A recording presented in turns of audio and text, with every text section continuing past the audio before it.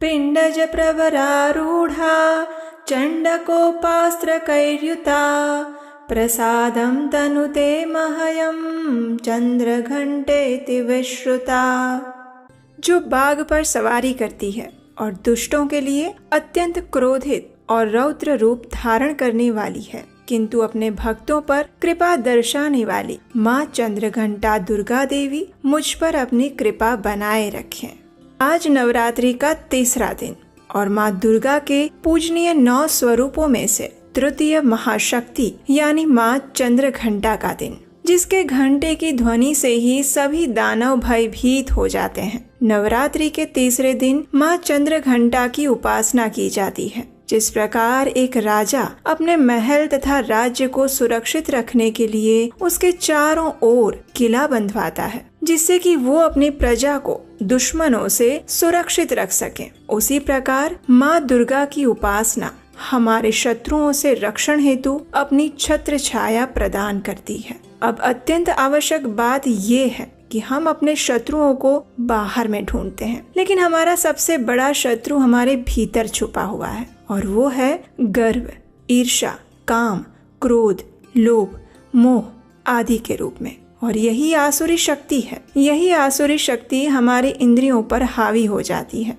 और जब हम नवरात्रि के पावन दिनों में माँ दुर्गा का आवाहन करते हैं और शुद्ध हृदय से माँ की भक्ति करते हैं, तो हमारे भीतर छिपी दैवी शक्ति का विकास होता है, यानी हम अपने आध्यात्मिक जीवन में अग्रसर होते हैं और मनुष्य के भीतर छुपी आसुरी शक्ति का नाश हो जाता है। तो चलिए आज नवरात्रि के तीसरे दिन हम माँ चंद्रघंटा की पावन कथा का श्रवण करते हैं। पौराणिक कथा अनुसार माँ दुर्गा का पहला रूप माँ शैलपुत्री और दूसरा माँ ब्रह्मचारिणी है, जो भगवान शंकर को पति रूप में प्राप्त करने के लिए धारण करती हैं। जब माँ ब्रह्मचारिणी भगवान शिव को पति रूप में प्राप्त कर लेती हैं, तब वे आदि शक्ति के रूप में प्रकट होती हैं और देवताओं को अपना अधिकार वापस दिलाने के लिए चंद्रघंटा का स्वरूप धारण करती हैं। जब महिषासुर नामक राक्षस का अत्याचार बढ़ने लगा था और ब्रह्मा जी से वरदान पाकर वो अत्यंत बलशाली हो गया, उसने स्वर्ग पर आक्रमण कर दिया।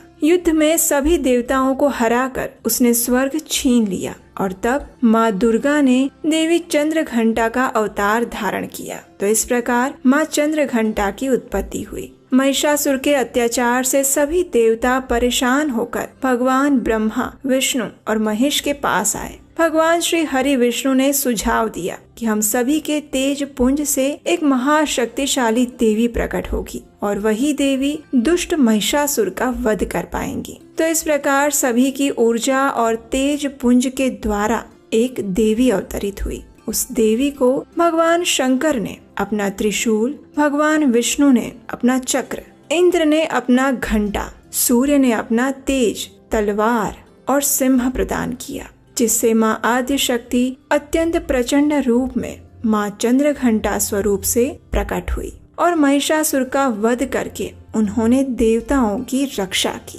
कहते हैं कि देवी चंद्रघंटा ने राक्षस समूहों का संहार करने के लिए जैसे ही धनुष की टंकार की, तो उसकी ध्वनि गगन में गूंजने लगी और उसी समय माँ के वाहन सिंह ने भी दहाड़ना आरंभ कर दिया। माता ने फिर घंटे की आवाज से उस ध्वनि को और बढ़ा दिया। धनुष की टंकार, सिंह की दहाड़ और घंटे की ध्वनि से संपूर्ण दिशाएं गूंजने लगी। उस भयंकर शब्द और अपने प्रताप से देवी दुर्गा ने दैत्य समूहों का संहार कर दिया और विजय प्राप्त की। माँ चंद्रघंटा असुरों के विनाश हेतु माँ दुर्गा के तृतीय रूप में अवतरित हुई हैं, जो भयंकर दैत्य सेनाओं का संहार करके देवताओं को उनका भाग दिलाती है। माँ चंद्रघंटा भक्तों को वांछित फल प्रदान करती है। वे संपूर्ण जगत की पीड़ा का नाश करने वाली है, जिससे समस्त शास्त्रों का ज्ञान होता है। वो मेधा शक्ति स्वयं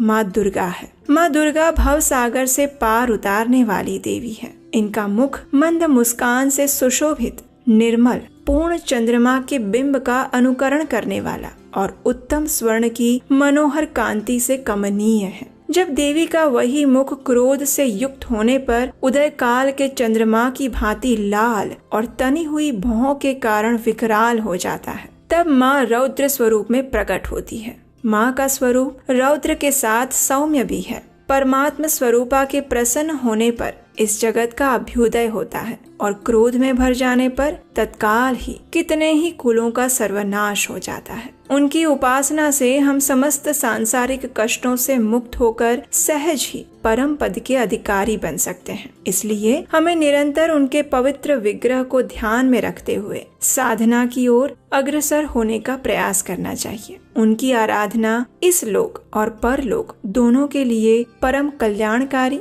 और सद्गति देने वाली है।